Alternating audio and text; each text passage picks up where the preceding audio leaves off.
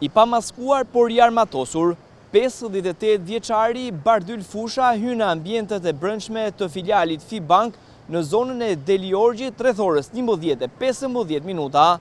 Më pas drejtohet afër arkës, merr një shumë të konsiderueshme parash dhe më pas përpiqet të largohet, por në këtë moment ndërhyn forcat e sigurisë private, të ndihmuara edhe nga policia, ku neutralizojnë personin dhe më pas e arrestojnë. Ky është momenti kur dy efektive të komisariatit numër 2 arrestojnë në flagrancë autorin e grabitjes pasi i drejtojnë armën për ta neutralizuar. Referuar dinamikës së ngjarjes, 58 vjeçari, pasi ka nxjerrë nga çanta e zezë, armën ka qelluar në dysheme me qëllim për hapjen e panikut te punonjësit e bankës dhe klientët.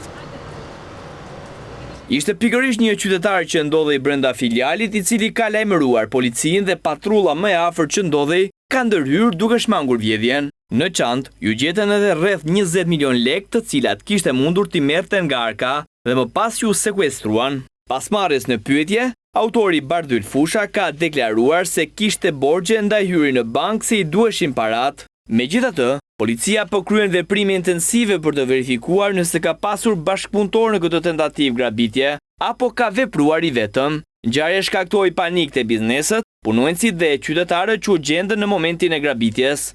Po ishim këtu, tu e pas skenën, skena ka qenë shumë e frikshme, polici, gjëra, shumë banorët u bën panike, çdo gjë u bë shumë alarmante këtu situata.